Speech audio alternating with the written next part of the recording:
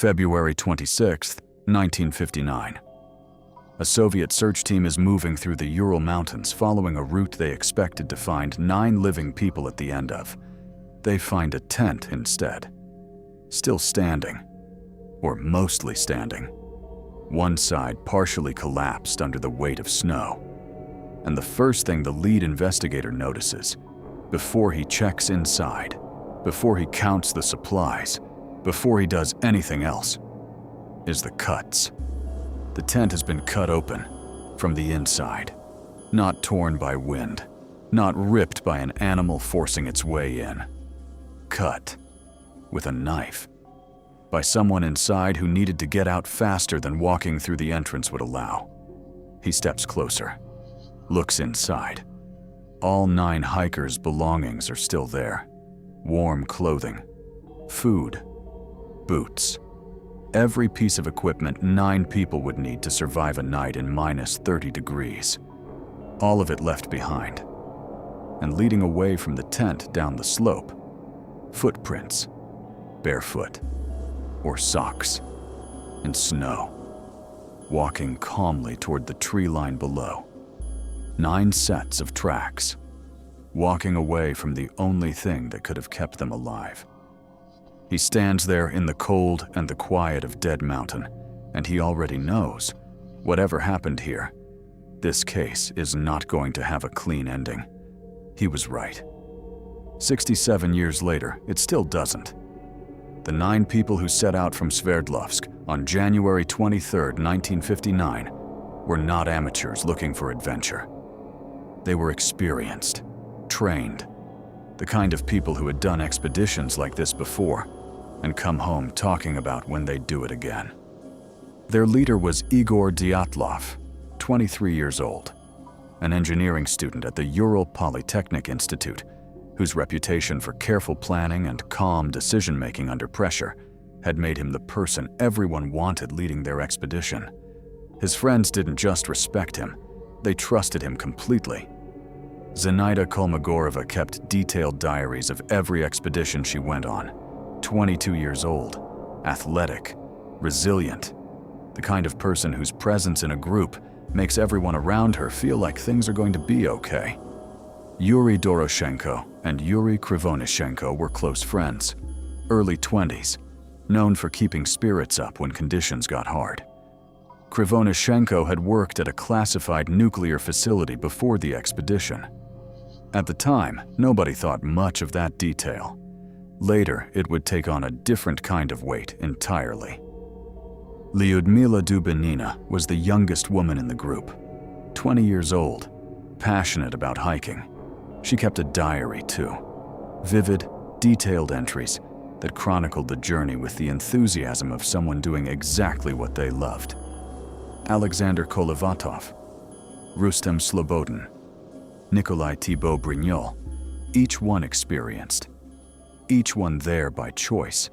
Each one somebody's child, somebody's friend, somebody's reason to worry when the phone stopped ringing.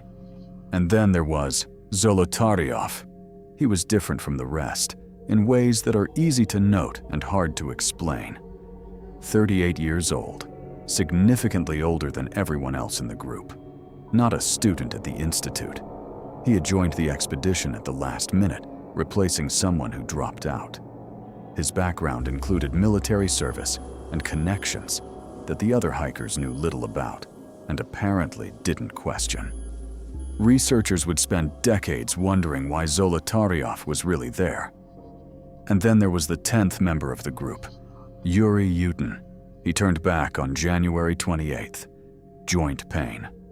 He said goodbye to his friends on a frozen road in the Urals, fully expecting to see all of them again in a few weeks. He never did. He would spend the next 54 years of his life, every single year until his death in 2013, haunted by that farewell, wondering what would have happened if he had been healthy enough to continue, whether his presence might have changed anything. The cruelest part of the Dyatlov Pass incident isn't what happened to the 9 who died. It's what happened to the one who lived. The early days of the expedition were completely normal. The diaries record the ordinary texture of a winter camping trip, struggling through deep snow, setting up camp in freezing conditions, singing songs in the evenings, making jokes about the cold. These were 9 people doing something they loved. The photographs from those first days show it. Laughing faces, snow-covered trees, the specific uncomplicated happiness of people who are cold and tired and exactly where they want to be. February 1st, they reached the slope of Kholat Shakal, Dead Mountain.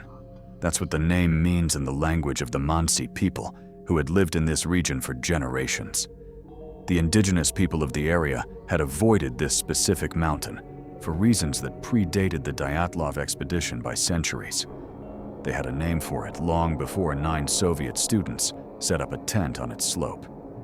Dyatlov made the decision to camp on the exposed slope rather than descend to the more sheltered tree line below. It was a judgment call, the kind experienced winter hikers make based on conditions, visibility, fatigue, the calculation of what makes most sense for the following day's climb. Nothing about the decision was unusual.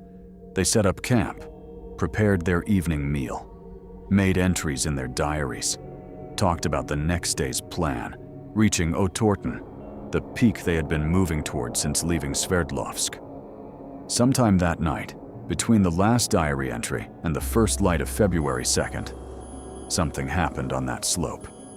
Something that caused 9 experienced people to cut their way out of their shelter and walk barefoot into -30 degrees. And whatever it was, they never told anyone, because none of them survived to. The first 5 bodies were found in the days after the tent was discovered. Igor Dyatlov was found frozen in the snow, facing back toward the tent. The position of his body suggested he had been trying to return. Zenaida Kolmogorova was found nearby in a similar position, Rustem Slobodin between them. All 3 had died of hypothermia. Their bodies simply gave out before they could reach the shelter they were trying to get back to.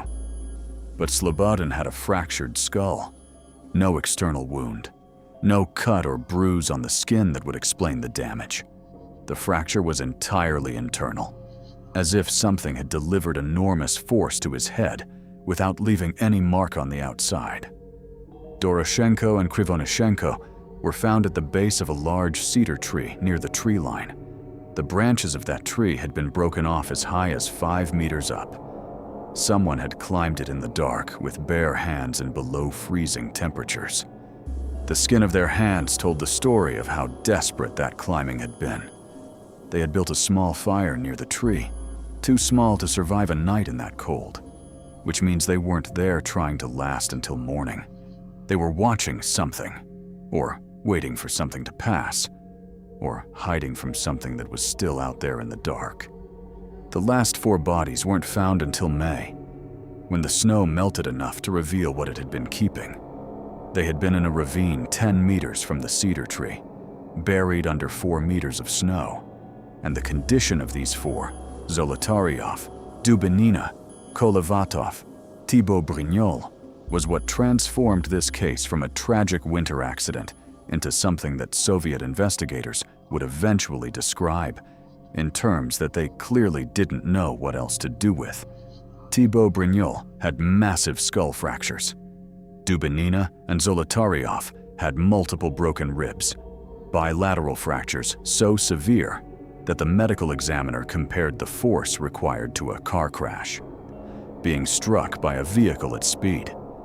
But there was no external damage, no bruising on the skin, no surface wounds consistent with that level of internal destruction. Whatever force broke those bones didn't leave a mark on the outside. Dubinina was missing her tongue, her lips, parts of her eyes. The medical examiner suggested decomposition from water exposure during the months the bodies lay in the ravine. Other investigators were never fully satisfied with that explanation, and some still aren't. And then the clothing was tested. Several items showed elevated radiation levels, beta radiation.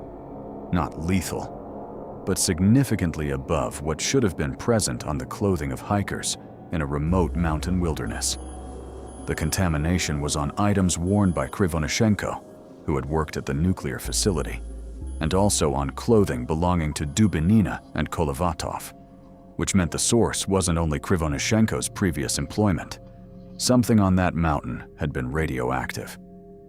If you're into real mysteries that still don't have answers, subscribe now, because the next case gets even stranger. The Soviet investigation was closed in May 1959. The official conclusion, written into the case file that would remain classified for decades, stated that the hikers had died as a result of an unknown compelling force. 4 words that explained nothing. Unknown compelling force. What did the investigators actually see that led them to write those words? What did they find on that slope that no existing category in their vocabulary could contain? What did the Soviet government know that made classifying the case files more important than giving 9 families an explanation for how their children died? The files were sealed.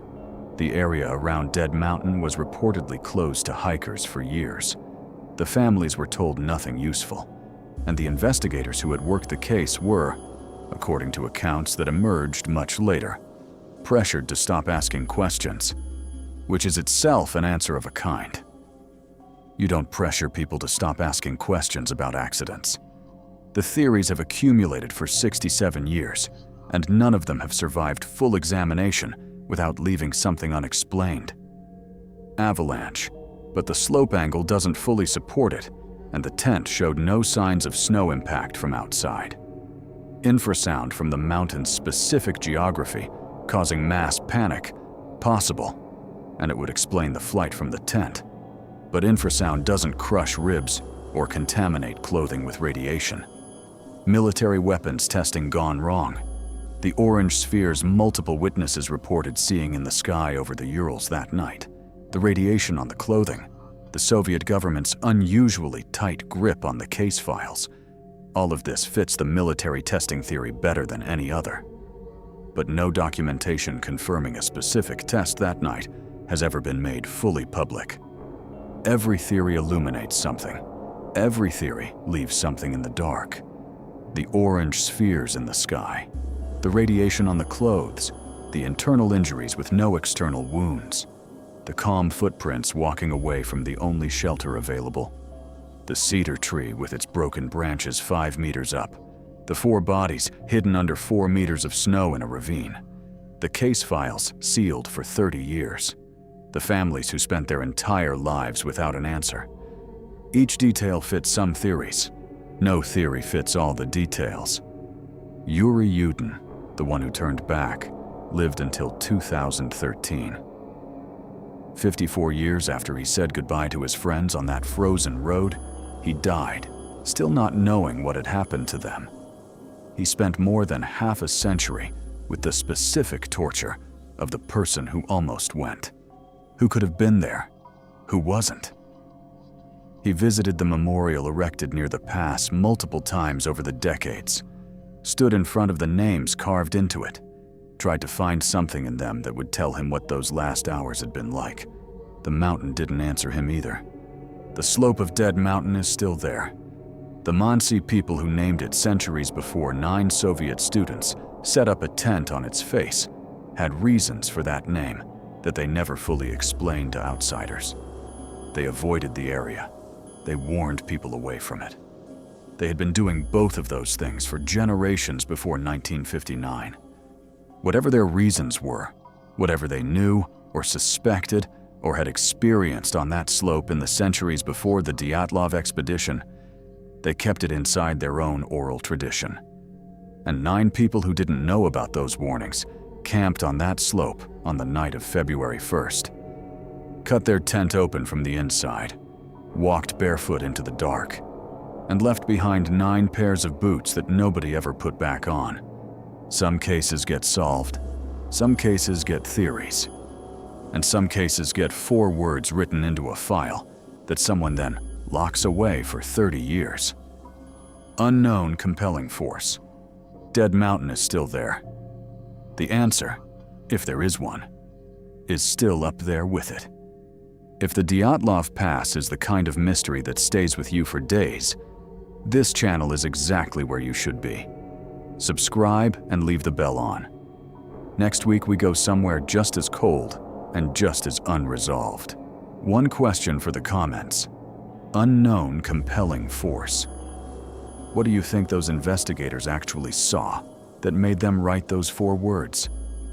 I've been sitting with this case for a long time, and I still don't have an answer I'm comfortable with. Tell me yours. See you next week.